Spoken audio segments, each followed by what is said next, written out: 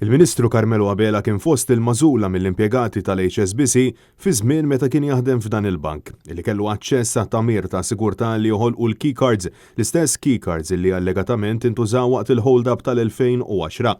Hekk rapporta tnejn filgħodu l-ġurnal Times of Malta fejn ġie spjegat li fl-2011 Abela ġie msejjaħ biex jixed rigward l-aċċess li kellu għal dan it-tamir magħruf aħjar bħala il-Kotag Machine.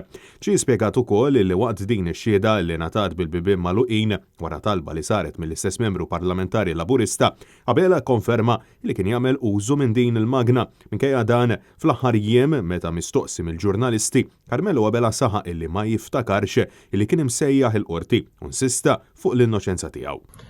Jiena ma niftakarx li xed li tajt ċida ġifieri mhux xed u tajsed ġifieri ma li tajt ċida.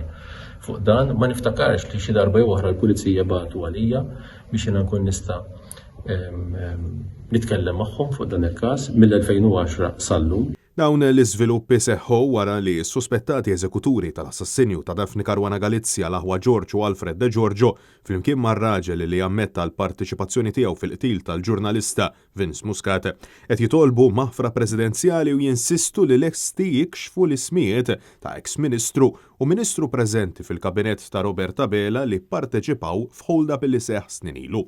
It-Times tirrapporta li Vince Muscat stqar mal-investigaturi kif fis-serqa li seħħet fl-2010 il-ħallelin kienu nataw numru ta' cards ta' sigurtà minn kompliċi sissa mhux identifikat. Cards illi kienu jgħadduhom minn sekwenza ta' bibien sal-control room tal-bank.